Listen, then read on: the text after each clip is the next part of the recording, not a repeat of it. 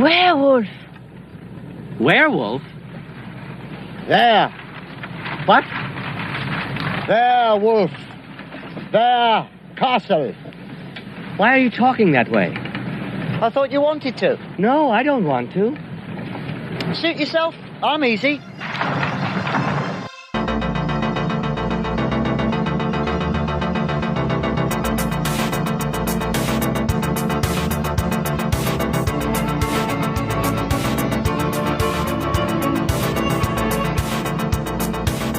Hey everybody, and welcome to another episode of The Bricked Pit.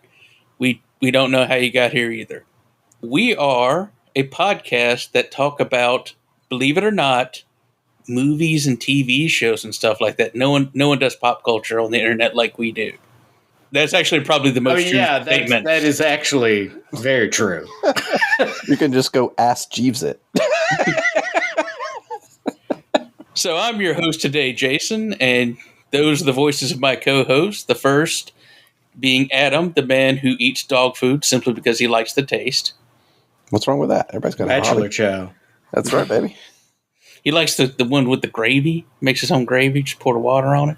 He follows a wagon train around his house. to further date, if you even come close to understanding that reference, then you're amongst peers. And that second voice you heard, that is Josh, the man who howls at the moon because he thinks it's listening. I mean, just as much as people listen to this podcast. Yet another true statement. So this is October, which means it is spooky season here in the Bricked Pit. We like to talk about movies and films because they're two separate things, according to Josh. TV shows and things like that Why are you saying that like trying to hold it against me? I'm not. It's a fact. Like they're two different things. You got all Moriarty on me. Well, the podcast is afoot. Anyway. But we like to talk about scary topics during this month. And of course, the first one to kick off October is the 2024 presidential election in the U.S. For our international viewers, we're frightened too. Did James Carville write that joke for you? Did you dig that out of Rush Limbaugh's leftovers? Okay, so now Carville's mad that you made fun of his joke and that you compared him to Limbaugh. So I would honestly, if the Raging Cajun is listening, I apologize. You're even at like 80 years old or whatever. You're a terrifying man. They can take you for sure. I don't think Limbaugh's much of a threat these days. I mean, a zombie Rush Limbaugh is not something to be trifled with. Is it possible for him to be even slower? I mean, he could be like a poltergeist Rush Limbaugh. Mm-hmm. That'd be a golden EIB microphone thrown. The Pretenders start playing on the stereo. Like, oh no. So the actual topic of this episode, werewolves. Werewolves. Yes, thank you. Thank you for making the joke of the obvious opening of this episode. So werewolves, of course, the classic mythological creature, lycanthrope.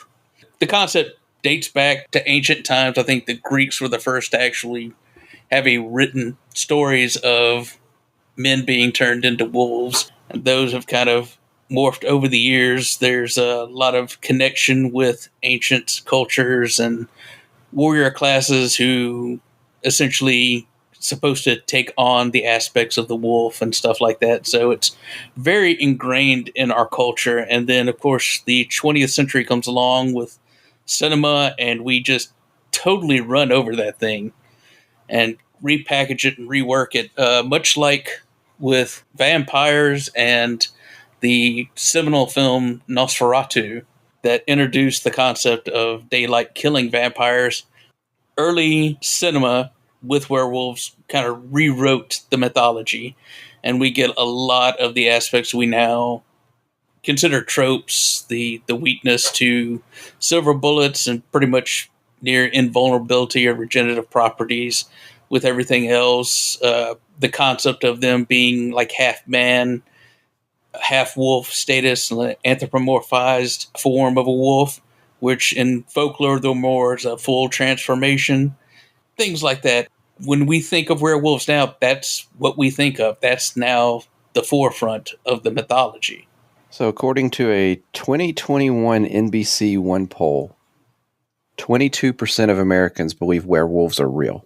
So 57% believe in ghosts by comparison. I will go on the record and say that I put werewolves in the level of Bigfoot, in that I am Bigfoot agnostic. This man holds a graduate degree. I have Bigfootology. In Bigfoot. That's right. I'm not going to say there's not werewolves. For our international viewers, this is why we're scared about the election. Well, culturally, like the werewolf or some kind of shapeshifter is prevalent, like throughout. Like in the French, it was the loup-garou, which is literally wolfman, just like lycanthrope is translation from Greek.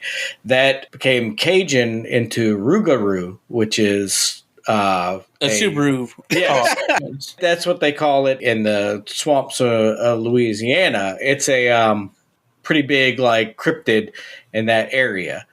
But then you've got Native Americans with skinwalkers and stuff like that. So there is a lot of it's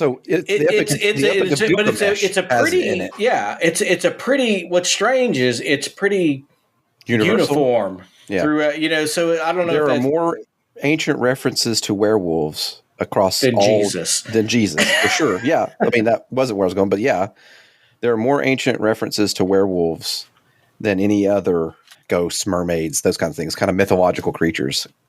Well, it's interesting fact that, like, in the medieval times, you had the witch trials, but you also had trials for werewolves, and they were just as prevalent. I didn't know that. At the time. There's written accounts of how to deal with vampires and stuff. So, I mean, like, the classic monsters come from a real place, and it's like, so is it kind of a Jungian collective unconscious thing? Is it a manifestation of our fears, or is it an actual thing? I don't know. I just do a podcast. One of the interesting things that I found out, just kind of doing just a cursory research on this, is like in Ireland, they had such a massive wolf population at one point that villages would actually get attacked by packs of wolves. And that's why they bred the Irish foxhound, or wolfhound, excuse me, the Irish wolfhound, in order to keep the wolves at bay. And they had like documented attacks as late as like 1650. That's insane. Yes, it is very insane. So before we get into movies and stuff, I know you've kind of outlined this, but the things that I find fascinating, especially with the classic film monsters, is the rules. And I think a lot of that, because like in mythology, like you're screwed. Like here comes the wolf man. Call upon the gods, right? Right. Too bad. He is a wolf monster. Pray or run. Those are your two choices. Right. And so narratively, like there's only a few stories you can tell, like the H.P. Lovecraft kind of just like, well, we're going to go crazy or get killed.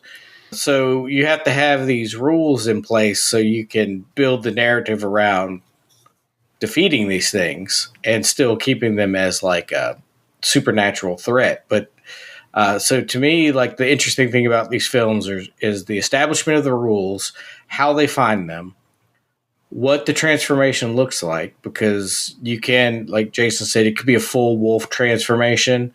It could be like half man, half wolf. It could look like those kids that have the genetic disease where they just grow hair all over their face. Those are the worst looking werewolves, by the way, which are ironically are the most realistic looking ones. And then there's the transformation sequence, which is like more than any other genre, the werewolf, it's like that's baked into it. It's like everybody wants to see the transformation. Nobody gives a crap about any other monsters that but it's like it's a big deal how that looks. Well, it's also because like I suppose there has to be. I'm sure you'll correct me, but I can't think of off the top of my head others that are like your normal part of the time. You're ostensibly Dr. Jekyll, Mr. indistinguishable. Hyde. But that's that's not a tropey. Like there's not like vampires, for example, are always vampires, right? Ghosts are always ghosts. But werewolves can walk among us. That's why the werewolf game is such a cool, like, everybody intuitively instantly understands it, right? Because So can vampires. well, at night, the concept of daylight killing vampires came about right at about 100 years ago. So it's definitely true then. Like that's Films don't lie. I'm actually doing my follow along every year. I do a follow along of because the original Dracula is written in like diary format. Yeah, and it's like so you get emailed in real time each that day's particular section. So you may go like a week without hearing anything.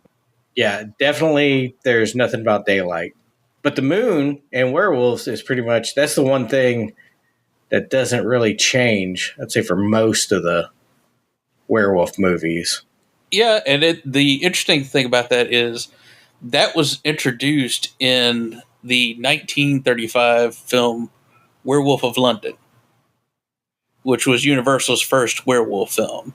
And it's also the first of the humanoid werewolf transformation. Part of that was due to the fact that the lead actor didn't want to spend time in the makeup chair to do a full transformation. And the other was apparently because it was just after the Hays Code really got instituted.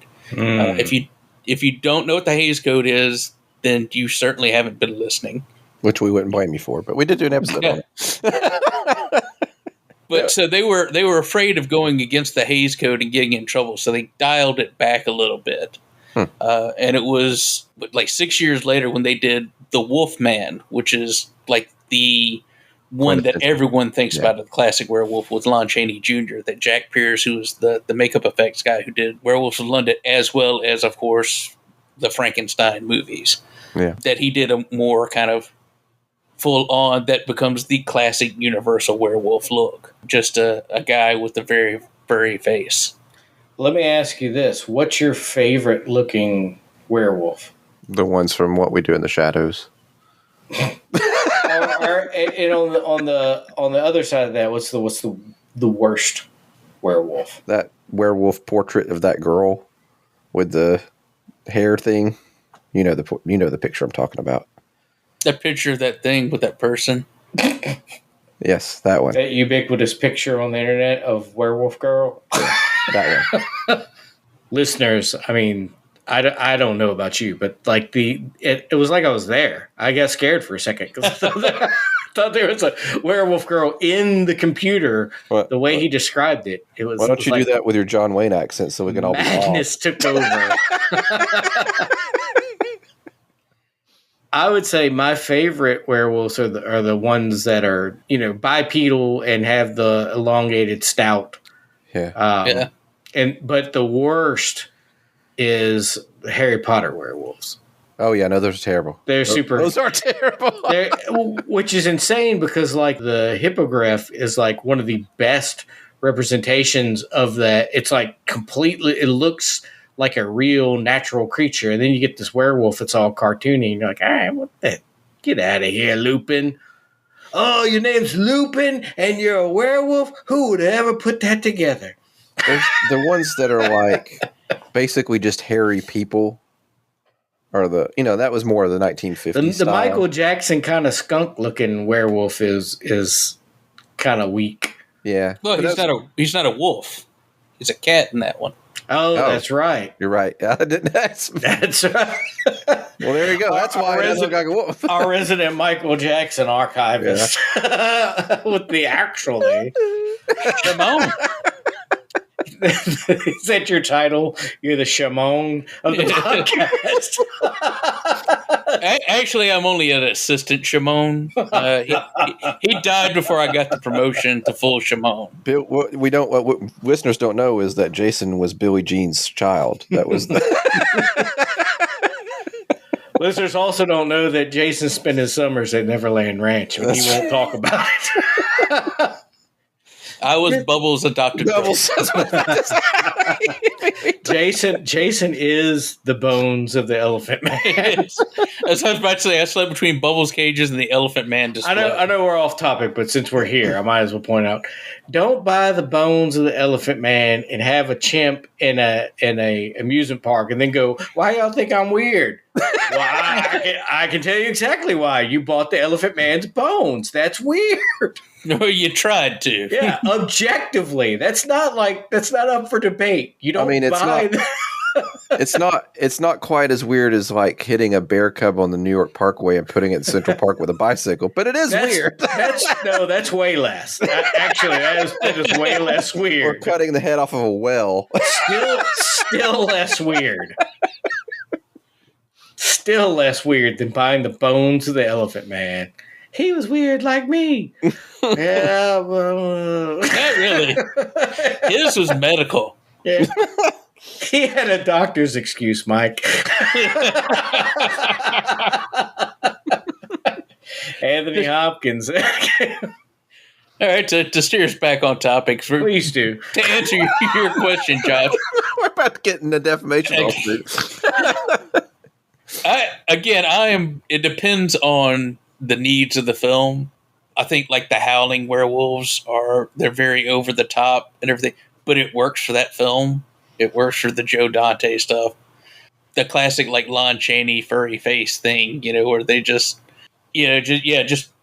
basically and bare their teeth. Put a wig on the face. Yeah. Basically. And go. Yeah. And I think a lot of that is also, that's the most iconic of that classic look. And it's also like the most parodied. Yes. Yeah. So the way they did it in Monster Squad, I thought was really good because it was almost like in between. It was like a little step up from just the fur on the face. Didn't that one have like the lankier arms in Monster Squad? I can't remember now I don't think so, but we it did that also one had last year, right? It had a and you were like lukewarm on it, so it's still a sore spot. It had a good, understated but very good transformation scene where he starts wolfing out in the face and spitting out all this stuff. I was man. And it's like they're going to kill your son. He's like growling out. That was a great transformation. It was not gruesome or anything, but it's like that to me ranks up there as one of the top 10 easily. Yeah.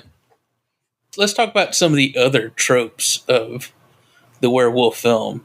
The transformation is a big thing. We talked about how it was introduced, the full moon becoming a main aspect of it. I think because, I don't know, I guess to give it some sort of like a trigger or something beyond the control of the person, because a lot of the werewolf films, it's considered like a curse or a disease or something like that.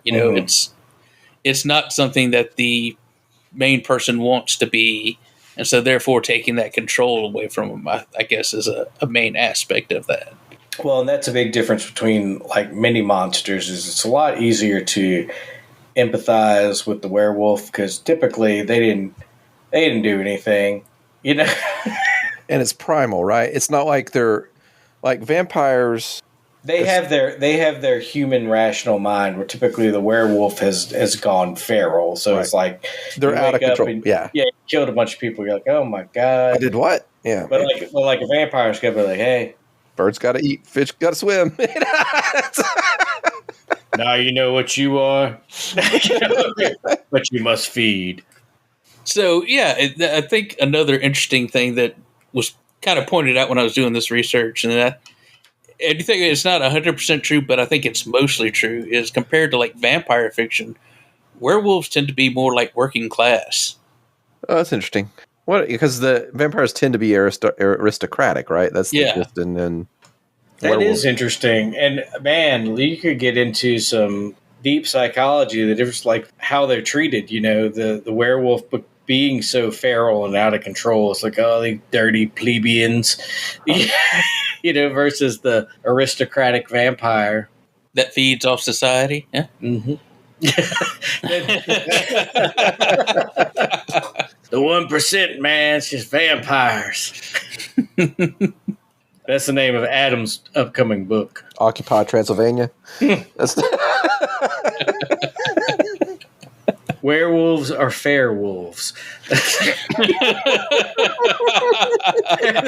The werewolf is most likely to be a member of the union, as far as the monsters go. Maybe your gill men. I'm part of the Teamsters 408. I'm also a werewolf. The Gilmen are big on at least licensing divers. You know, a mockumentary style film where a union is actually all just werewolves, like they're dock workers in the day, but they're all werewolves on the full moon, and they're just trying to get equal representation and fair wages. And that was the first draft of On the Waterfront, actually. They're like, that's too commie. If we could wrangle like a Bernie Sanders cameo in there, like coming soon. Let's call the mayor of Hollywood. We got another one for him. Hopefully, they're not screening our calls anymore. I changed the number, so they should start going through again. It just comes up likely scam. Oh, man. There's also a tendency for werewolves to, it's passed by essentially like a bite a lot of times. It's either hereditary or it's passed like a bite, like kind of like zombies, like almost like a disease, and a lot of times considered a curse. And as we said, it presents usually a more primal attitude of the person affected, like they're quicker to anger, can't really hold their primal urges like when they're hungry or even, sexual arousal and things like that. They're more just kind of go directly to it instead of, the math that we wear in society. We're just be the werewolves. They're true. They're true to their being, their nature. Now you sound like some hippie werewolf advocate. Like, come on, you can't put that werewolf down. He's just being his own natural self. Adam's got his script, bitch. I've got mine. Daryl Hannah amongst the wolves. Like her and Neil Young trying to save a colony of werewolves from like evil business developers. Hold on. So let me ask you, Josh, you're a bit of a horror aficionado. What are your kind of aficionado? What? that too. Perchance to dream. What do you think makes the best werewolf films for you? Well-established rules. Because again, like I think vampires and werewolves have that in common, is that there has to be very definitive ways to fight them. What do you think about when a movie adds a new thing? It's never before. It depends on how it comes up. Okay. Like if it's I got this magic herb, or I've got this, not magic, that's but fine. As long as they establish the rule and it's, and they're internally consistent. But also, like I think that the ticking clock is baked in there because it's like, oh, we got 3 days till. So there's an investigative aspect to it. Mm-hmm. So so you've got a limited amount of time. You have to get your supplies. You have to do your research on how to kill it. Then you got to figure out, who is it? What if it's me? That's the name of my werewolf movie. And then it turns out it's not. No. Sorry to ruin the twist. And I shoot myself with a silver bullet, and I realize the only thing that I'm invulnerable to is silver bullets. You just wake up and you're like, double twist. No, I'm a werewolf, can't die, and I got milk pattern baldness. How does this work out? A bald werewolf's got to be pathetic. Middle-aged werewolf. That's like, dude, get some plugs, man. This is embarrassing. You look like a deranged chihuahua running around. There's a veterinarian that only treats mangy werewolves. They're out hunting the bad guys, and he's like that guy they go to get patched up because he knows their secret, and they're vigilante werewolves. Is what they only one pitch at a time. Yeah. Adam, your pitchometer has limited. That is a flowing, man. That's too good. I think werewolf movies are actually hard to do right because they're definitely it's a genre that has very few good movies. Maybe I just don't like werewolf movies, but for the most of them, I don't really like. Josh hates anyone who has more hair than him. That's right. I'm a very jealous man. You got all that hair, and that's what you do? Got all that hair and you ain't got a comb. How about you, Adam? What do you look for in a werewolf movie? The stakes have to be like believable. This is a real problem I have with a lot of like. I know you guys really like campy horror movies. But I don't. So like I like the ones that feel truly scary, have an element of like more suspense than horror. Like we're building to a tense moment, like Josh said. There's usually like a calendar or a countdown or the full moons. There's always like an exposition of like the full moon's in 6 days. What are we gonna do? Like I like the tension of that more than the shock and horror of the whatever. And werewolf films are typically small. I mean, it's like your life is on the line. The protagonist's life is on the line, which is obviously a big deal. But it's not like if we don't kill this werewolf, the moon's going to blow up. Like it's. Well, I think it's not so much that the character's life is on the line when the main character, the protagonist, is the werewolf. It's more their soul. Their existence, because they're just spiraling into uncontrollable frenzy. So, but from what I understand from Adam is he doesn't like werewolf movies where the plot's unbelievable. Not necessarily unbelievable. I would also fall back onto him saying that he denies the existence of werewolves. Ipso facto, no werewolf movie will muster the realism test of Adam. I rest my case, Your Honor. Fair enough. Sir, this is a Wendy's. You're going to movie jail. You have to listen to this podcast. Nothing but Ernest movies for the rest of your life. Ernest goes lycanthrope. It's just the outtakes of Ernest movies, too. Jim Varney breaking character every 30 seconds. All right, so why don't we go ahead and get into some picks here. Josh, why don't you give us a werewolf movies? Hey, did we mention silver bullets? That's a big thing. Yeah, we talked earlier about the vulnerability to silver. Okay. Yes. That's a really big thing with werewolves. Sometimes, yes.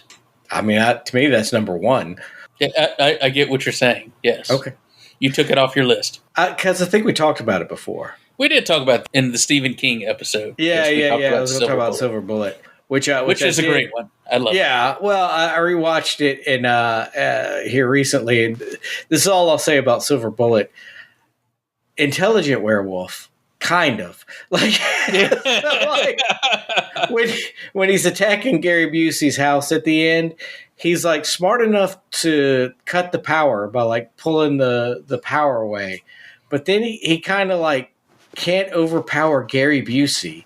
Like, that's the brick. That was the line. He breaks through the door, like busts the door frame out and everything. But Gary Busey like is going toe to toe with you. I believe that. He wasn't acting. He was Gary Busey thought it was an actual werewolf attacking him. And the werewolf gets blinded by a bottle rocket, like he was like a teenager in Georgia. Like it's not. And then the silver bullet to kill him was like, but you like took out his eye with a bottle rocket, so just probably blow him up. Yeah. When you say that, because Silver Bullet is clearly a horror comedy, though, in a lot of parts of it. There's a lot of that's played for laughs. And I think you kind of see that a lot in werewolf films, at least modern day werewolf films. There is a lot of playing for laughs. If you've never seen the 2010 Joe Johnson remake of The Wolfman, the R-rated version's got that. It's a real good film, too. If you've With never seen it. Benicio del Toro? Yes. Yes, that's very good. Yeah, with Anthony Hopkins and the Claude Rains part. Mhm. Yes. Yeah, definitely a recommender. But let's go ahead and go with another one of your choices since you decided to take the silver bullet out. Let's talk about the Joe Dante classic, which I've already mentioned, The Howling. The Howling. Somewhere in the city, in this human jungle, it begins. Just try. He's right there. What do you see? What's there, Karen? What do you see, Karen? What's there? Somewhere in these woods, in this primal, sensuous, secret place, lies an experience too terrifying for words.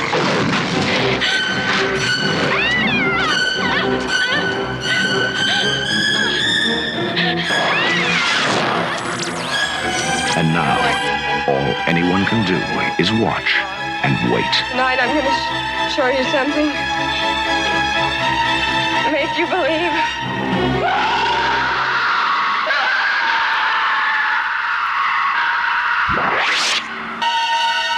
The Howling. We will not mention The Howling 2. Your sister's a werewolf. Which may be... Or the 20 other Howling movies that come out. Right. But of the Howling movies, that may be the worst title ever. Yeah. Yeah, title, yes. Yeah, definitely. Yeah, it's, unfortunately, it's not the worst Howling movie because they keep making them, and it is a slope. But The Howling, it's got the mom from E.T. What's her name? D. Williams? No, D. Wallace. D. Wallace. And so there's some killings going on. She's a reporter. They go to this retreat to get away from things, and oh my God, they're all werewolves. But roll credits. Right. It was more of a YouTube short movie. So what 30 years from now, there's going to be a whole genre of quote unquote TikTok classics. God help us all. So what is interesting about this, and I think this is starting with The Howling may be like the first. It's first that really leaned into it, at least, is that sexual aspect of it, because like vampires are very sexual. There's a lot of that kind of underpinning the subtext, but The Howling, it's pretty forefront. These are some honorary werewolves in the film.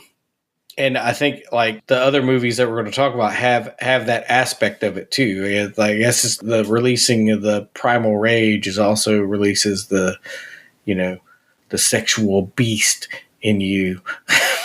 Right, Adam? Right? The sexual beast in me is the sexual beast in you. Is the sexual beast in me. The real friends are the sexual beasts we made along the way. Please stop flirting. I was always sad that in Altered Beast on the Sega Genesis, they didn't explore the sexual undertones of werewolf transformations. But we're about to be banned in Florida. They can no longer play this podcast in libraries in Florida. I hear the governor's chopper outside. Somebody's yelling, "Take the shot."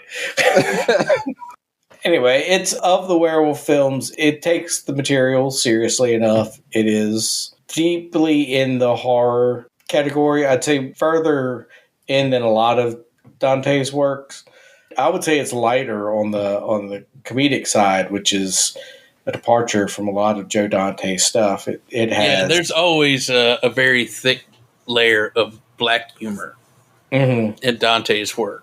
Yeah, maybe I just didn't get it, but I feel like it was played. I feel like The Howling was played straight. So an interesting, how like weird little facts about things like this. I was reading about this just now, and in 1981, when this film came out, it was the trio of high-profile werewolf-themed horror movies released that same year. I mean, American Werewolf in London and Wolfen and The Howling all came out in the same year. So if you were like a werewolf guy, 1981 was your year. A lot of furries were born that year. The true legacy of werewolf films. People saw those 3 movies and unlocked feelings they didn't know they had. And that's why the governor of Florida is trying to shut Gremlins came out in 84, and that was like the top of it all. That was the death knell of Western culture.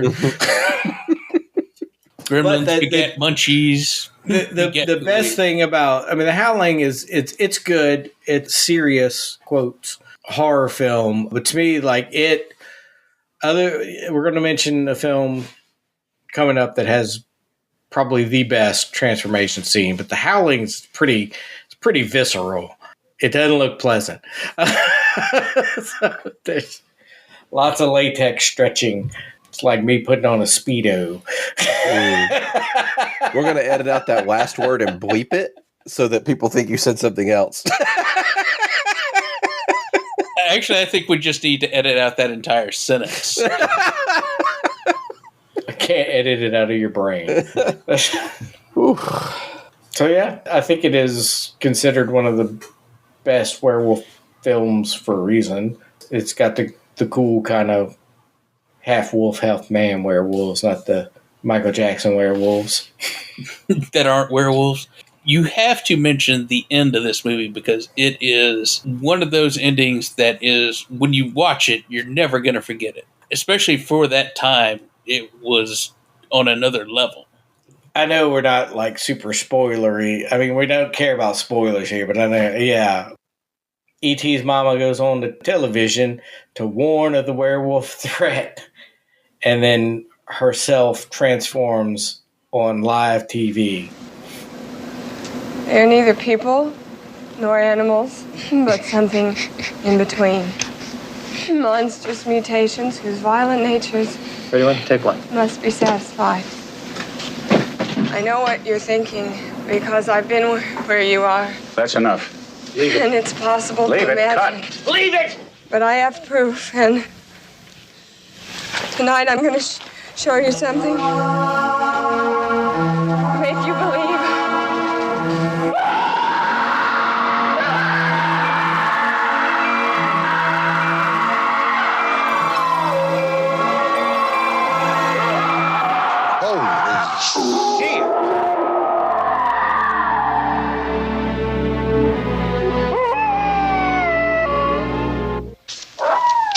What is this? Wow! What are you kids watching? The news lady's turned into a werewolf. Oh boy. La mujer se cambió en un lobo. Hijo.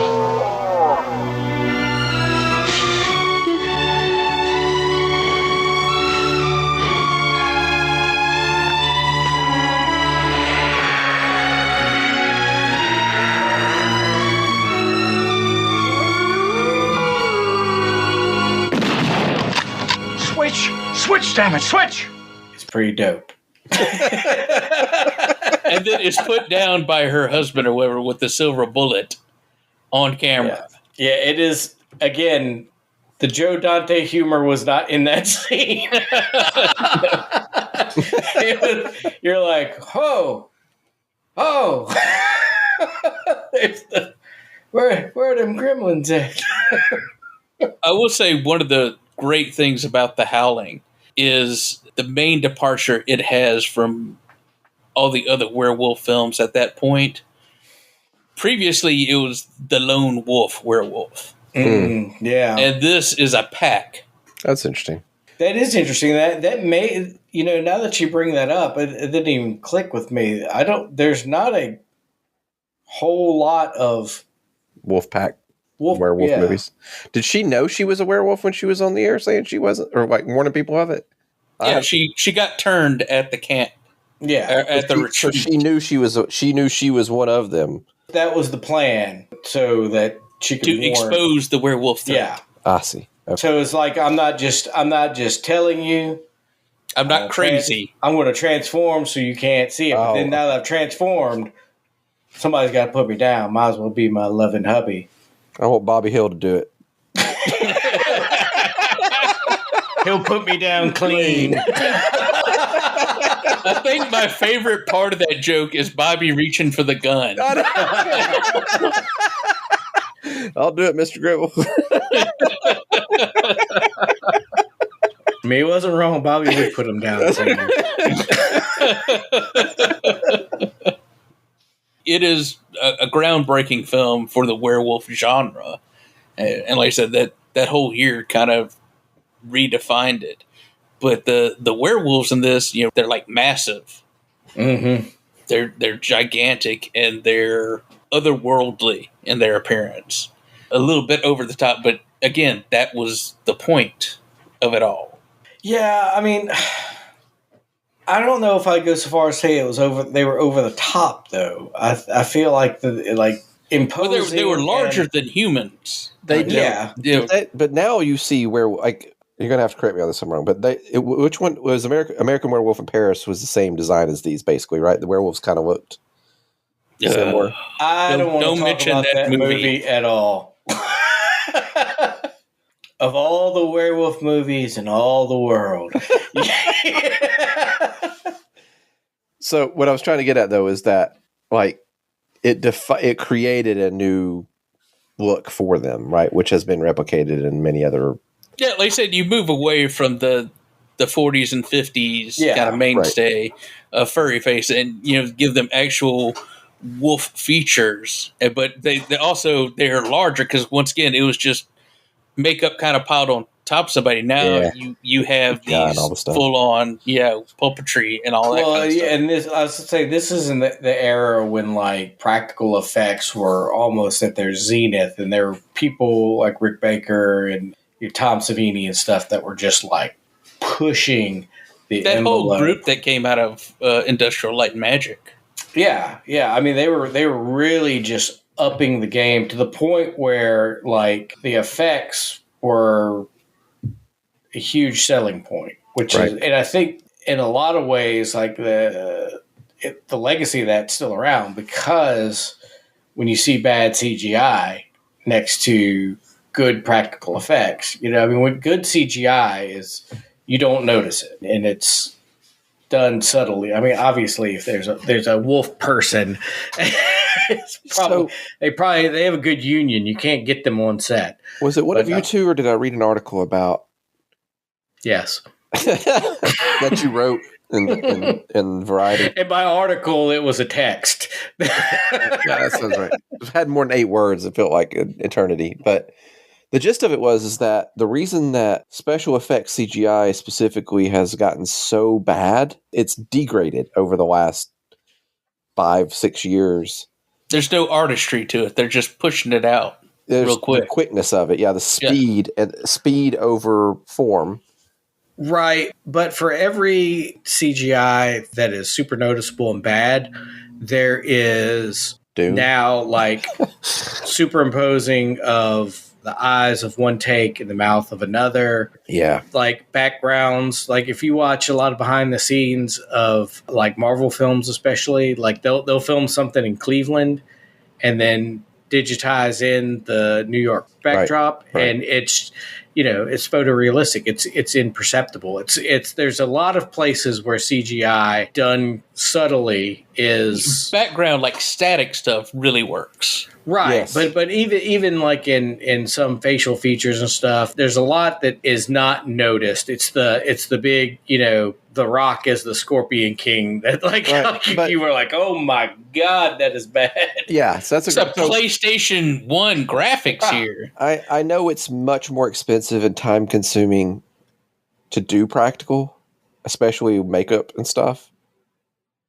But the older I get and the more I care about the quality of the movie that I'm watching, it really can make or break a movie for me if they're using. Well, and I think I know we're kind of like off in the ether here, but I think what it is the computational power of CGI cannot replicate the fidelity of gravity and motion. And so you enter that uncanny valley. Even if it looks really good, it always seems like it's a little floaty or something because it doesn't have actual weight. It's like somebody carrying an empty coffee cup on stage. Right. Or to just be totally out there. Like if you watch more modern wrestling, a lot of it is really acrobatic now, but there's like, it's almost like they're doing an acrobatic act. There's no like heft or weight. It's like a dance routine. Yeah. Versus like even the more acrobatic stuff in the 80s, 90s. Because there was still real danger.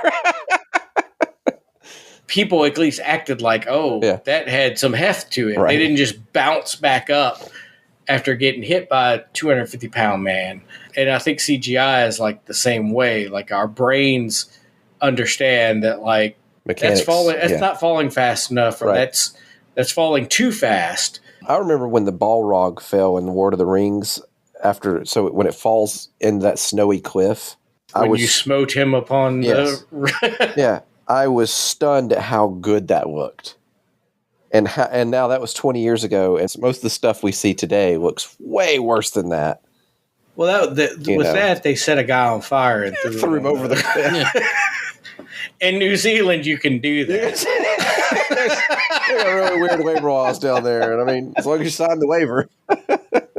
Weta had a craftsmanship to it, exactly. Just like Industrial Light and Magic did in the original Star Wars movies. There's great attention to a detail. They are craftsmen creating art, whereas now it's almost an assembly line in a factory. Well, and I don't blame the artists because, there's been plenty of articles that have come out that, Marvel has been cutting staff, pumping out so much stuff. With so half quickly, as many people. They keep laying off staff, it's a terrible and job. It's just people are like, we have to work 60 hours a week. It's like we're starting these fight scenes and whatever before principal shooting begins, before the script's done. Yeah. So the script has to work, or it's like There's a couple of special effects guys that I follow on TikTok that do breakdowns of all kinds of different movie scenes and how they did it, and it's really fascinating to me. And one of the things that they did in a recent episode was they talked about the evolution of lightsabers from A New Hope all the way to the Acolyte, and essentially how much crappier the look of the lightsaber has gotten since the original. And, part of it was explaining how, the physicality of the implements, they were using broom handles in A New Hope, and then now they're using LED tubes that are more fragile, so people pull their punches. You can't whack. Smoke somebody with those. So, anyway, I know we're far afield, but it really doesn't matter. I think, we were asking what makes or breaks bad makeup, bad CGI in anything, but especially in a werewolf movie where it really matters. So that's why I really like the older stuff. Like the 80s, 90s stuff really is the better of the genre because it just, in my opinion, just looks meatier and cooler, Yeah, and I think you can get away with crappy effects, whether they're practical or CGI, with the strong investment in the story. Yeah. Because, Twilight Zone had no budget and created some really fascinating stories with some, the monster on the wing of the plane.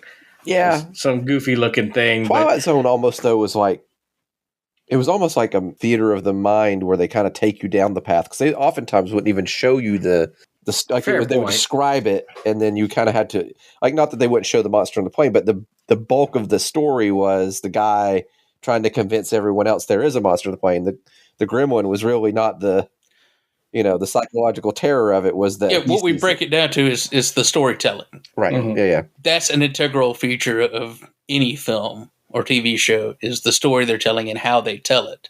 Jason, is there a werewolf movie that has storytelling? No, there's none. It doesn't exist. None. They're all just orgies Twilight. And violence. The Twilight Saga is the only good werewolf movie. And that was they turned straight into wolves. Oh, did they? I've never seen it. So I don't know. If you watch the extended edition 4K UHD, frame by frame, you've memorized it, right? Just put that out. That's the weakest werewolf. Just turned into a dog. Yeah.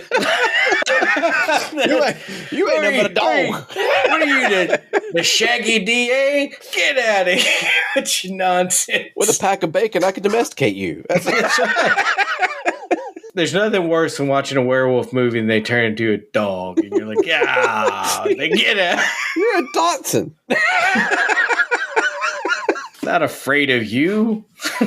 Adam, do you have a movie you'd like to talk about with the werewolves? So I didn't have one to choose from, but one of you guys recommended Ginger Snaps, so I chose that movie to watch. Out by 16 or dead in the scene, but together forever.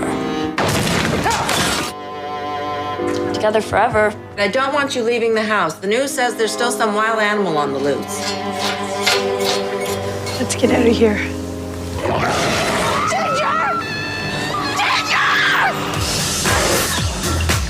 Looked like a lycanthrope to me. Think you see werewolves a lot? Why, do you?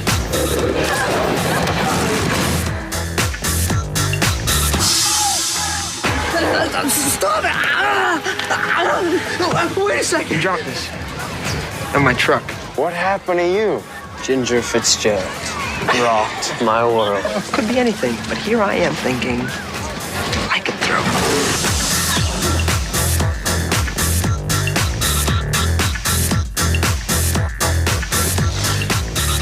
The police want to talk to you. Something about a fight with the missing girl?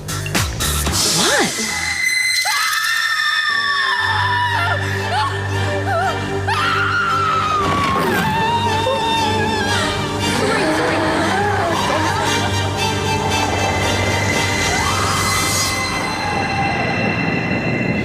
Wicked.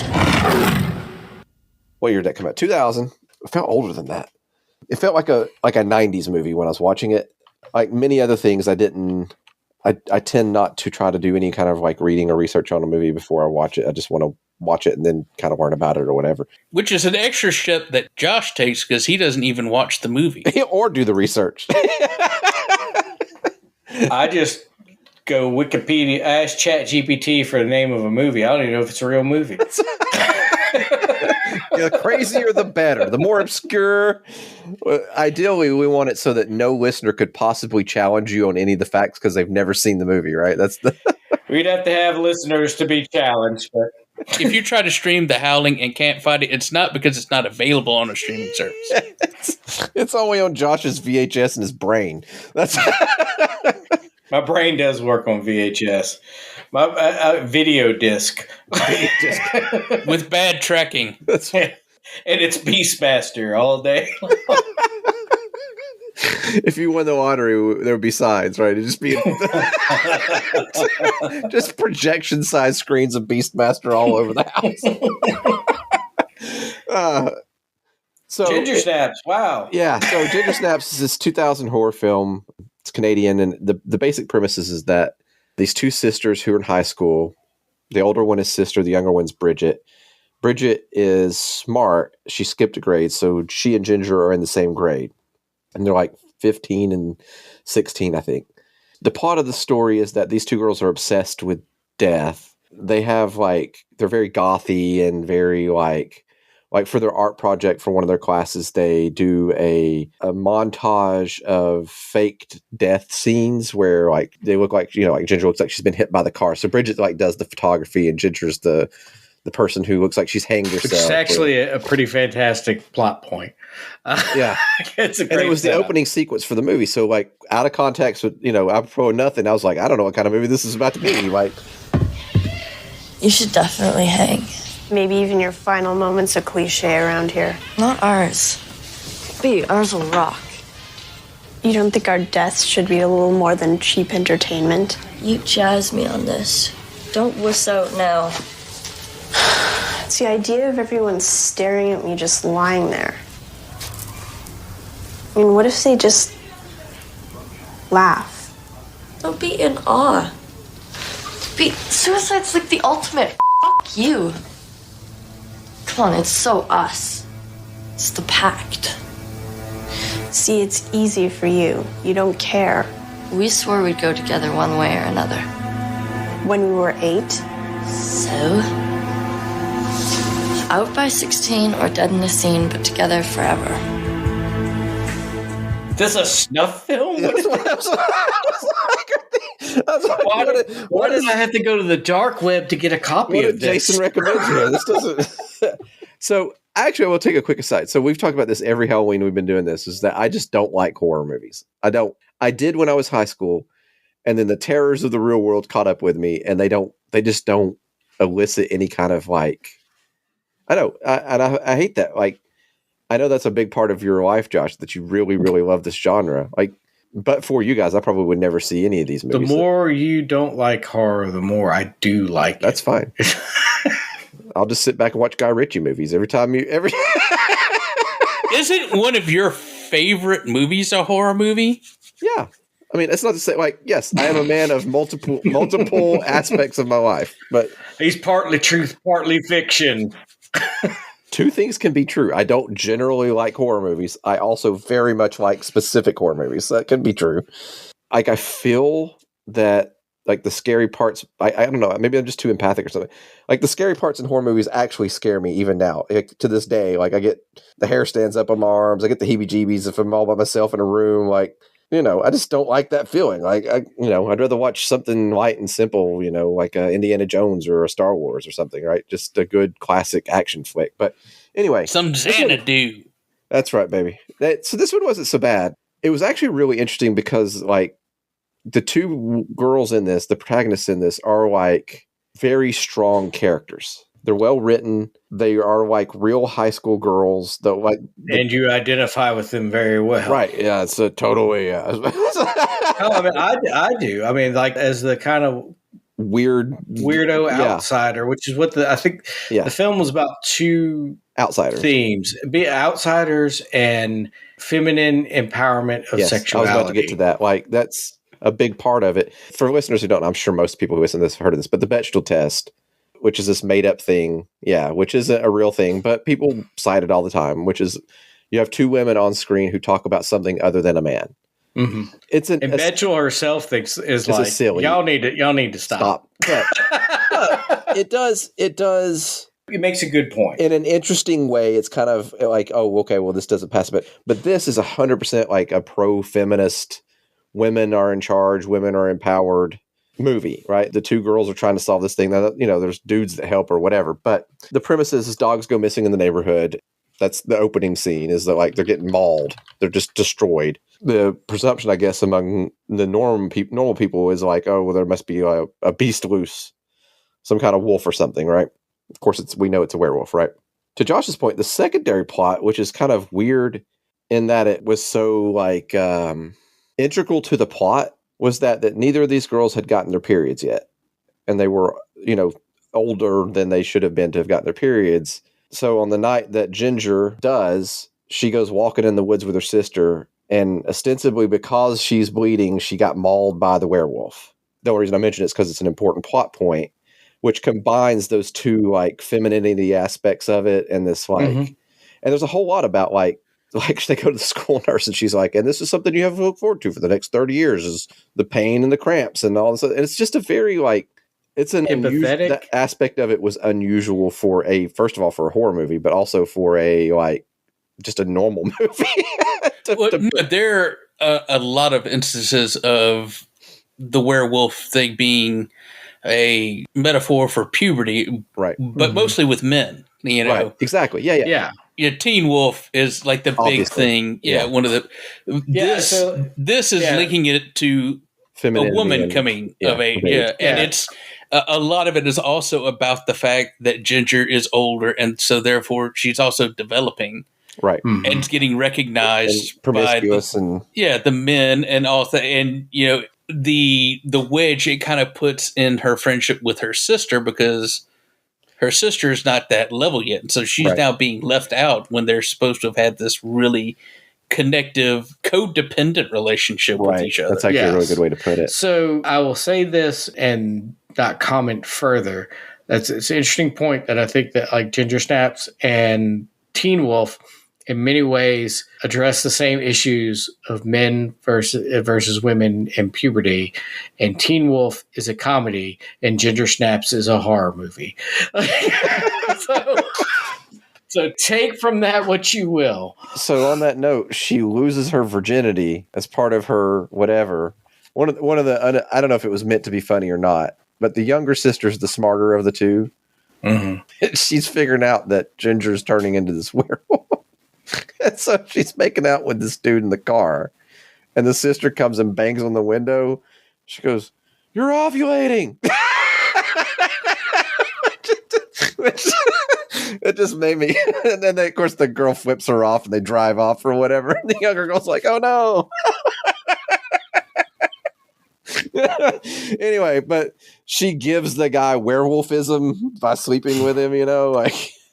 Yeah, there's a lot of connection to it. It's like a sexually transmitted disease as well.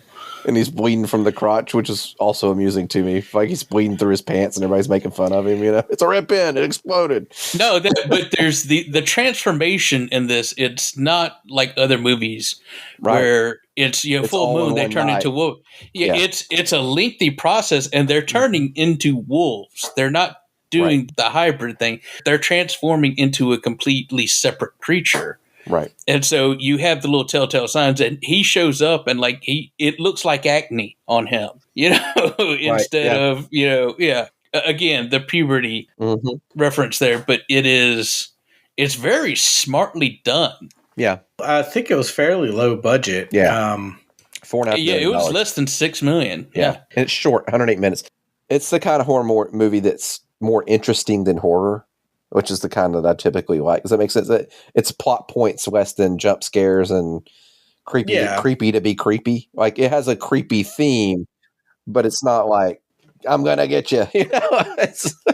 It very much is kind of an on the rails story, and I don't mean that as a knock. There's some films that you leave the station and where this is going, and the ride is the but the conclusion is just foregone. You know where it ends. Like Ginger Snaps is very much like that, but the travel time is through some pretty interesting scenery. I like the film a lot. I would put it in my top 3 easily of werewolf films. There's an interesting scene where the mean popular girl that's on the field hockey team that's been bullying the two sisters comes out, I guess she lives next door. She comes over to confront them about their missing dog that she claims they killed, probably because they did. But she's in their kitchen and Ginger just starts not as a werewolf, but as big sister, attacks this girl and gets her in a headlock and starts yelling at her or whatever. And then the girl grabs a knife and then slips and hits the back of her head on the counter and dies. What was interesting about that scene was it was a weird. I thought, oh, this is going to turn the plot in some way, but you could have taken that whole section out. Like they hide the body in the family freezer and they use the blood that's on the floor to look like they staged one of their photographs. So when the parents come in, they're like, oh, look here, we're just having fun, so the parents don't get suspicious. That's why it was a great setup at the beginning. Right. Yeah. But the missing girl becomes a plot point, I guess, but it's not really relevant to the story overall. And it actually is. I want to say that it's an escalation of their aggression. Yeah. And, okay, fair enough. But also, like I said, it's the transition between this fake of this obsession with death that's fake and then real to the real thing, where they're kind of bleeding together. It's them crossing through that metaphorical landscape into this is now real. There's another great aspect to that, and that's the mom played by Mimi Rogers. There's the fact that the girls are outsiders and you have the parents that, of course, trying to push them to be normal and all that. So there's always that tension between the teenage girls and their mother.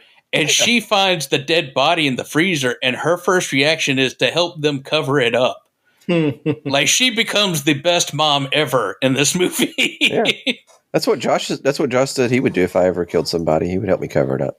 It's funny that you since you want to air podcast Dirty Laundry, Adam did ask me, he's like, would you help me hide a body? And I was like, no, I would call the police. In fact, when I asked that question, you'd already dialed 9 and 1 and we're waiting to hit the third number. The secret is I've always dialed 9-1. Every conversation is just waiting to put me on. That's like the worst crime.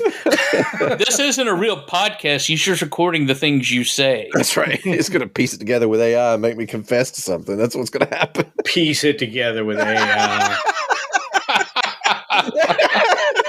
This is my found footage documentary about the serial killer. Well, what was implied in that question, Josh, was do you want to be the body or the helper? That was the I'll be the body. Yeah, that sounds about right. I'm a virtuous person. Don't threaten me with a good time, Josh says. That's what. And I think I could take you. Yeah, well, not my helper. The guy that was like, yeah, I'll help you. He's the guy. No, I said I'd help you. I didn't say I'd do it for you. Shh, Jason, you're saying too much, man. Anyway, so Ginger Snaps is good. Yeah, it was all right. It was. I say it's very good. It's low budget. Yeah, but it uses its budget effectively. I would say that's true. And the artistry of the werewolf transformation, not terrible. I mean, for what they were doing. They did little subtle things like the scratches grew hair, which looked neat. And for what it was, I actually thought that was more effective than the crappy CGI or some kind of I don't know. I thought it was well done for what they had to work with. So, well, I think there's a great bit when she starts growing a tail. Yeah, that was funny. And they taped it to the back of her leg. Yeah, that's just those little bits and everything. And the funny thing about it is the more she transformed, the more sexually appealing she becomes to the male student body. Oh yeah, that's part of it too, right? Well, and also she's more willing to embrace the normal dudes as interest. Well, it becomes that primal urges that they can't suppress anymore. There's that too, yeah. And this is just for Josh, but the second most famous person in that movie is the school counselor is played by Ranger Gord from the Red Green Show. That'll get edited out because no one else is going to get that reference. Everybody, look, man, if the women don't find you handsome, they should find you handy or whatever. But yeah, I agree with you, Adam, though. It is a good movie, definitely worth watching. And I do know they made 2 sequels. I haven't seen those. I've heard that they're decent. So for what it's worth, this gets a 7.9, and the other 2 are in the 5s. So yeah, with horror films, though, it's hard to be subjective, right? There's lots of horror films that score in the 5s that I really enjoy because you are who you are. If you like that stuff, you like that stuff. That's not anything to be ashamed of, right? I mean, but I'm one of the people out there who would give it not this movie. I'd probably give this movie a 7. I think it's fair. A typical horror movie that I'll watch, one of the ones that you've mentioned in passing, and I've caught it on TV. It's usually a 5 or a 6 for me. That's just a random horror movie that you're oh yeah, that's a good movie. I'd give it an 8. In 2024, how do you catch something on TV? I'm flipping through streaming services and see a movie that I've heard you mention before, and I'll watch the first hour of it before I give up. That's how I'm oh, Josh mentioned this. I'll watch this real quick. And then I'm oh. Maybe if you watch the movie all the way through, you'd give it more than a 5. Yeah, maybe. We'll never know. I've never finished Anna Karenina either, so I guess I'll never know how that ends. But everyone dies. That's probably true. Get run over by a truck. All right, so I want to go to another movie that was released in 1981 that we've already mentioned in passing because it is one of the genre defining. Yes, definitely one of the top 5 werewolf movies of all time. And that is the 1981 John Landis masterpiece, An American Werewolf in London. La la la la la. Isn't this fun? Lovely stroll on the moors. Did you hear that? I heard that. What is it? You think it's a dog? Nice doggy. Good boy. What happened to them? Oh, the police report said they were attacked by an escaped lunatic. A wolf. My friend Jack was just here. Told me that I will become a monster in 2 days. Your dead friend, Jack? Yes. Gotta believe me, David. Believe what? You're one of the undead, and I'm a werewolf. Tomorrow night's the full moon. You're gonna change. A what? You'll become... I know. A monster.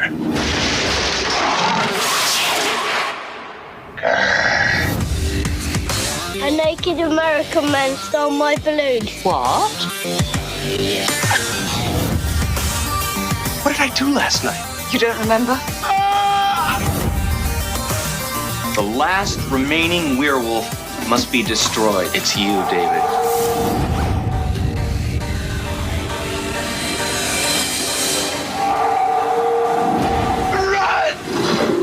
Good Lord. So before we start, I think we should go ahead and do like the official position, and I don't think I'm stepping out of line. John Landis is a garbage person. Yes. Okay. Before we go, and we've said this before that he's a great artist, but it seems like his personal life, yeah, there's some sketchy stuff there. I like the public persona, John Landis. Yes. Well, at least he didn't kill anybody in this movie. Yeah. that we was know in of. bad taste. Yeah. So, but I just wanted to make sure that the world knew that before we talked about this great film by a terrible person. Yeah. Love the art, not necessarily the artist. Next week on our Roman Polanski podcast. Not this podcast, a completely separate one that's just about Roman Polanski. And just his personal life. His movies suck. Like, just as an all-around good dude. We just want to talk about that time he stayed over at Jack Nicholson's house while Jack was out of town. Oh, Lord. That's getting deep into the weeds on that one. Anyway, American Werewolf in London. This is a movie that I saw way too young because my father never understood the concept of age appropriateness. But this is a film that I think you need to see way too young. This is a good kind of scarring. Yeah, but I saw this in theaters. Oh. Yeah. Wow. Yeah, so way too young. Yeah, like I said, those boundaries weren't there for my dad. He didn't quite understand that. Happy 8th birthday, kid. It's a VHS of Faces of Death. Here you go. Think you'll like that. Dude, where did you get my home movies from? That's exactly how it went down. You're not going to believe this website I found. It's called LimeWire. You're going to love it. So anyway, the basic plot of this movie is that two young college-age guys are backpacking through northern England. They're making their way to Italy. The concept is apparently it's summer. They said they've got 3 months to meet up friends there. They're in the middle of rural England. It's coming on night. They're in this small little town, and they wind up essentially getting mixed up in a supernatural aspect that's never really fully explained. But they're in this pub and they see that there's like a pentagram in blood surrounded by candles on the wall, which is like your first hint that something's wrong here. So they're kind of frightened out of the pub when they kind of mention that and everything. And they tell them, stick to the roads, don't go on the moors, beware the moon. And so, of course, the first thing they do is they leave the road, get lost in the moors, and they're attacked by some beast that turns out to be a rabbit. No, it's a werewolf. We're talking werewolves here.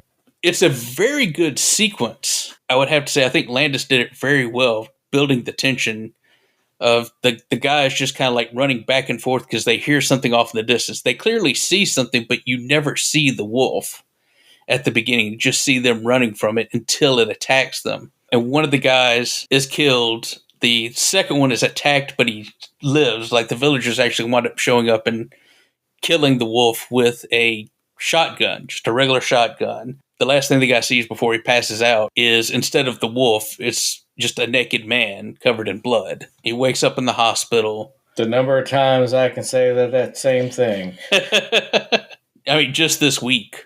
But he wakes up in the hospital, and the story that they're feeding him is that he was attacked by some lunatic. But he's convinced he was attacked by an animal, and he starts having these very weird nightmares. Like, zombie Nazis attacking his family and stuff like that. It's a very disturbing series of short dream sequences that Landis creates. But it's capped off by the fact that his friend Jack, who was killed, starts appearing to him, warning him that they were attacked by werewolves.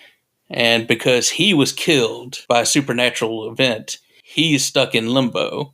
And David is going to turn into a werewolf. The only way for him to be released from limbo is for David to kill himself to stop the bloodline of the werewolf. What I love about how they do this, because John Landis is a lot like Joe Dante. There's always a bit of humor in everything he does. And there's a great layer of humor on everything here. Jack shows up and they're just talking like they're best friends. Just, because they are. And it's just that natural conversation about a curse and everything. Whereas, like previous films, there's always someone talking in very hushed tones. And am I asleep now, awake, or what? I realize I don't look so hot, David. But I thought you'd be glad to see me. David, you're hurting my feelings. Hurting your feelings? Has it occurred to you that it might be unsettling to see you rise from the grave to visit me? Sorry to be upsetting you, David, but I had to come. Aren't you supposed to be buried someplace in New York? Yeah. Your parents came to my funeral. I was surprised at how many people came. Now, why should you be surprised? You were a very well-liked person. Yeah, I was, wasn't I? Well, I liked you. Debbie Klein cried a lot. Oh, God. Am I asleep now or what? So you know what she does? She's so grief-stricken. She runs to find solace in Mark Levine's bed. Mark Levine?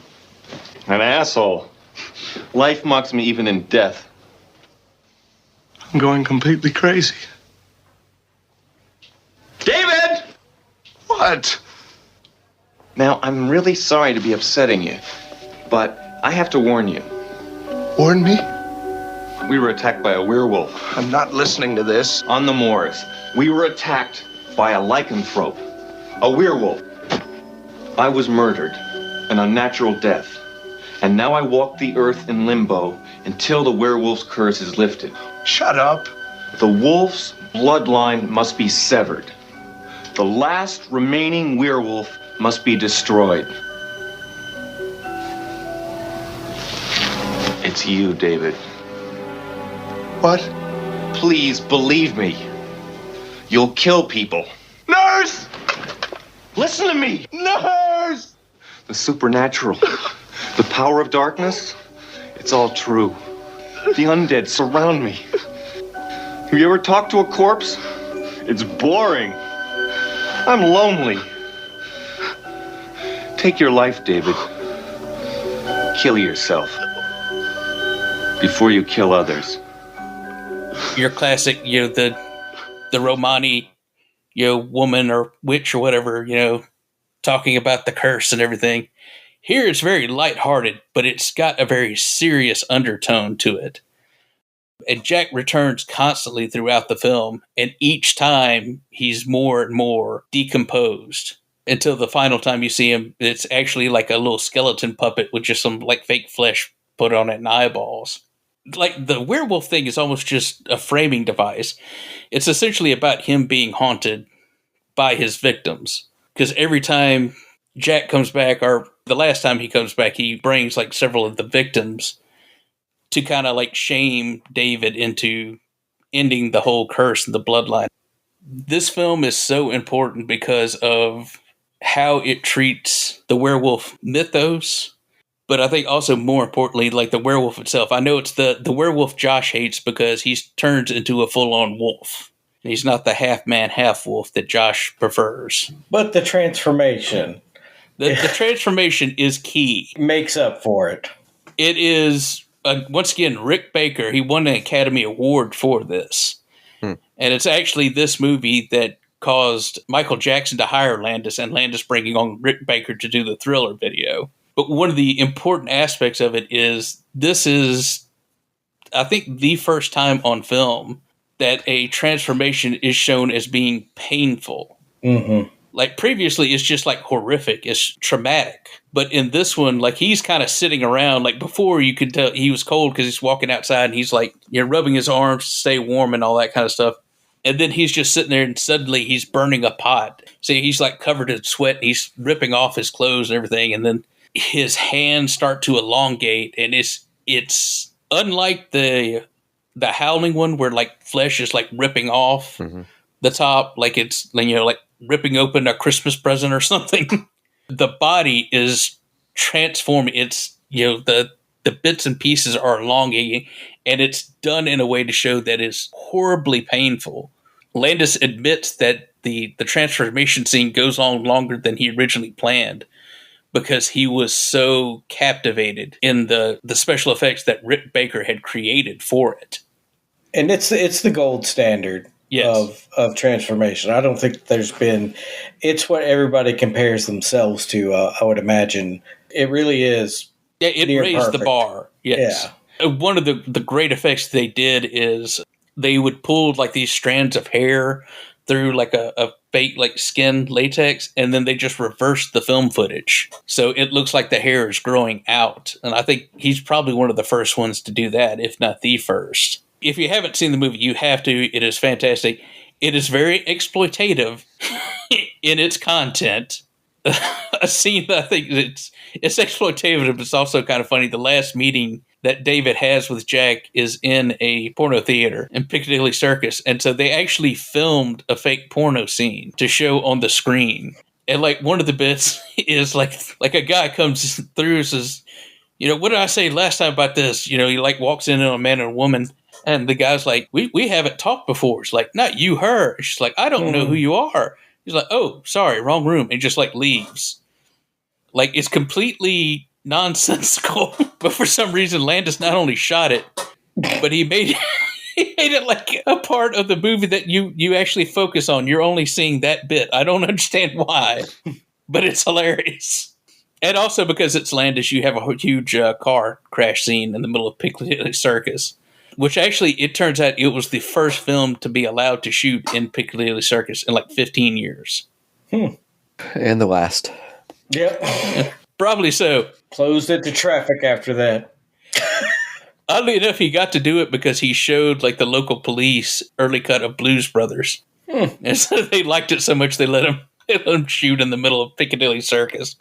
It's a great film. David Doughton plays David, the main character. Like, he's completely, like, losing his mind. Like, he thinks he's just crazy seeing his dead friend until the first time he transforms. But there's a great scene when he kind of realizes what he's done, like, that he is becoming this monster, where he calls home and talks to his little sister. And it's a great, like, natural conversation if you've ever talked to, like, an 8 or 10-year-old. Very well written. It's one of those, tell the family I love them, and, you be good. And he contemplates slitting his wrist, and he can't do it. But it's a film that, like I said, it redefines the werewolf genre. It's top 5, if not number 1 on anybody's list. Thankfully, no one ever decided to make a sequel like 15, 20 years later and just left it alone. Just let it rest as a one and done. So, couple of things. Yeah, like, it's strange because it is very, in many ways, postmodern because it does have the comedic undertones and really kind of deconstructs the genre, but at the same time is like one of the gold standards of the genre. Yeah. Which is what is completely fascinating about the film, because it is so many things at once. Yeah, it eschews the concept of silver bullets. Yes. Being the only weakness. But then the elephant in the room, the sequel, I don't think that there's ever in the history of cinema been a film that didn't get it as much as that film did not get the original. It misses the mark across the board. When you die, I'm going to show American Werewolf in Paris at your funeral and tell everyone it was your favorite movie. That's fine, because if someone's at my funeral, they will know. I'll hire John Landis to put you in a helicopter. He's going to shoot the funeral, and you're going to be the only person there. Like, why is this funeral in Vietnam? Oh my god! It'll also be a comedy. That's So anyway, yeah, like Paris is so bad. So funny enough, I've never seen American Werewolf in London, but I have seen the other one. I also agree that it's bad, but it is. Oh, it is. Yeah, it isn't bad. It's terrible. And it's not even like the bad kind of sequel that like they're like, oh, this is kind of like this movie. Let's put this name on it and say it's a sequel. Right. They're like, okay, here's American Werewolf in London. Let's take everything that it did right. Do the opposite. And like phase shift it so it's wrong. Yeah, I think, didn't they also rely on like CGI? Oh, yeah. Yeah. Bad CGI. There was like neo-Nazis and lycanthrope juice and and bungee jump. Talk about like the studio create that. You know what? The kids like the bungee jump. Let's bungee jump off the Eiffel Tower there. The kids like that. The kids did not like that. You know, we'll just add he'll bungee jump while wearing rollerblades. That'll just... And then he transforms into a rollerblading werewolf, right? He's got a jam box, and he's going to break dance. Just wrote Teen Wolf 3. Actually a better movie. Teen Wolf 2 is a better movie than American Werewolf in Paris. I would have to say that's probably an objectively true statement. It is absolutely. And Teen Wolf 2 is not a good movie. No, it is not. It at least honors what came before it, even if terribly. This movie, like Landis, have been trying to make it for like 10 years. Studios kept passing on it because they were saying, well, you know, this is too funny to be a horror movie, or it's too gory to be a comedy. Like they didn't understand the cross-pollination, I guess, of those two genres. Because he did so well box office wise on the Kentucky Fried Movie, National Lampoon's Animal House, and Blues Brothers, they decided to give him a chance, give him funding for it. It's a bizarre film because, like I said, those dream sequences are insane. The one with the Nazi zombies break into his house and kill his whole family just out of like nowhere. That is a scene I remember as a kid because that is very, very... Because your dad always told you every night that was supposed to happen one day. Yeah. Well, he just showed me like this trunk that my granddad had with all this Nazi memorabilia. And you said, boy, he must have killed a lot of Nazis. And he's like, well.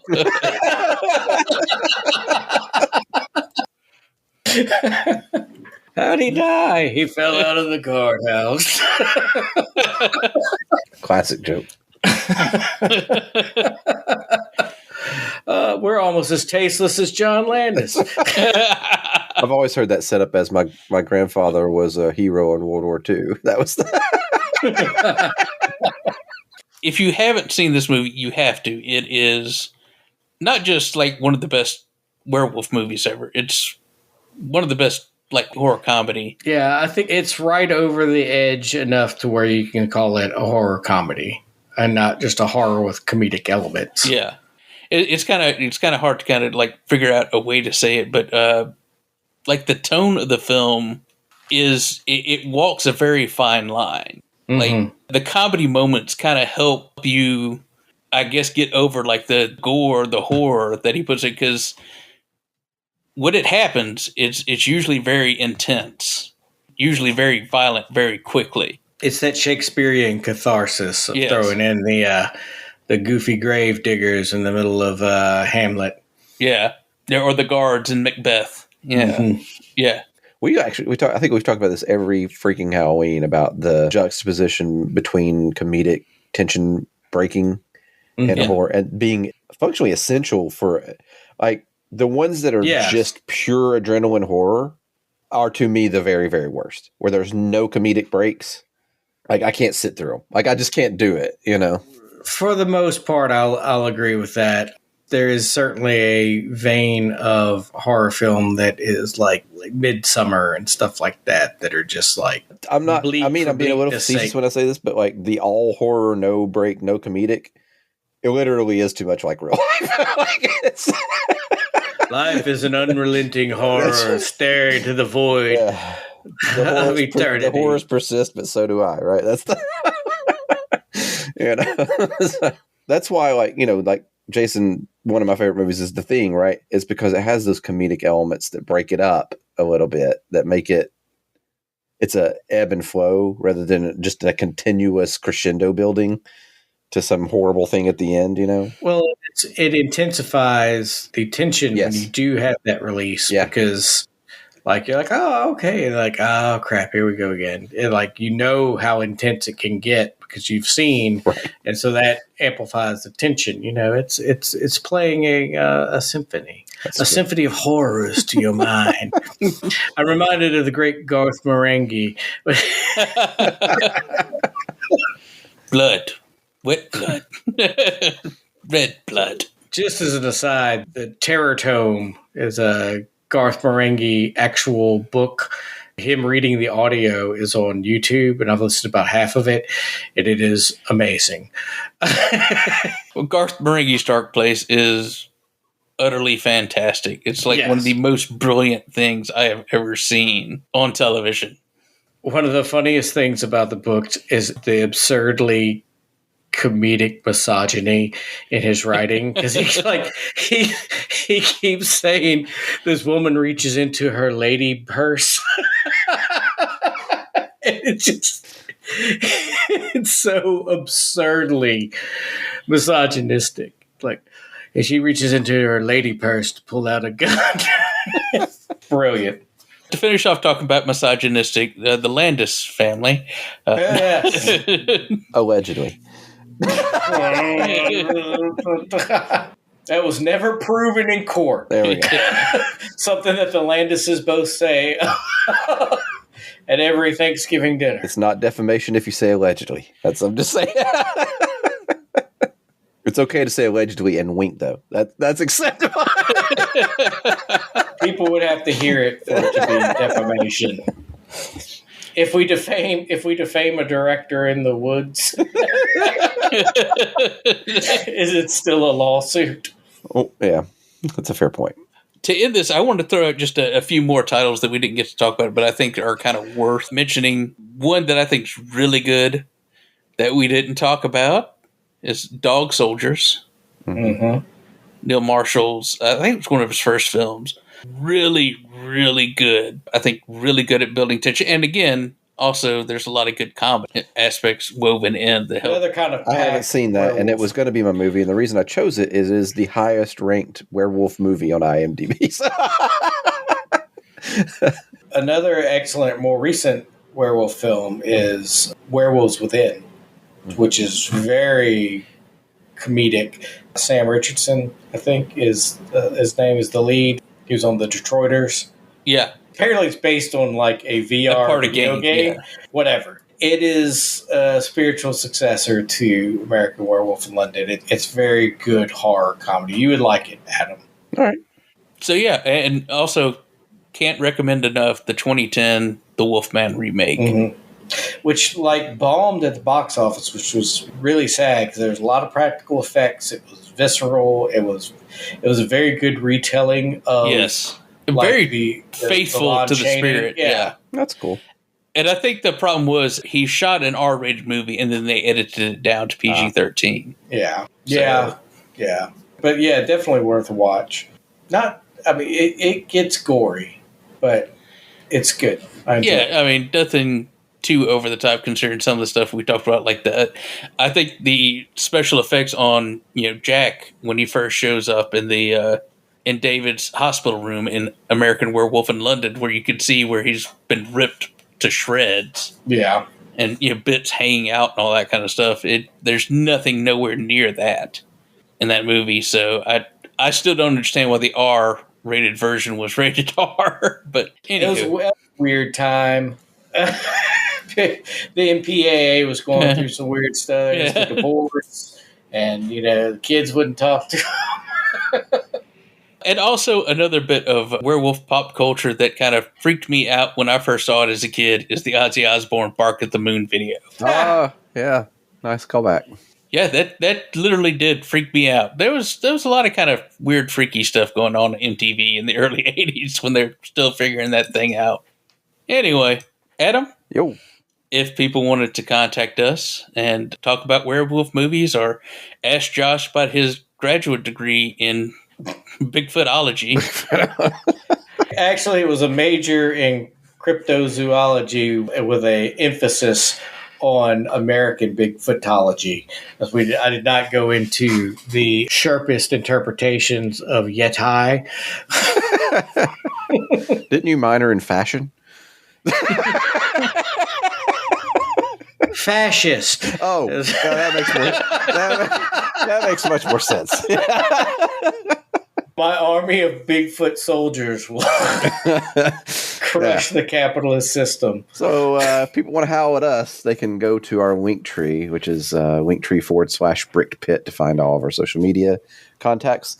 They can also email us by going to brickedpit@gmail.com. Leave us a comment or an idea for some episode suggestions. They can find us on the usual social media places, Facebook and Twitter, formerly known as something else. And with that, thank you all very much for listening, and we'll see you next time.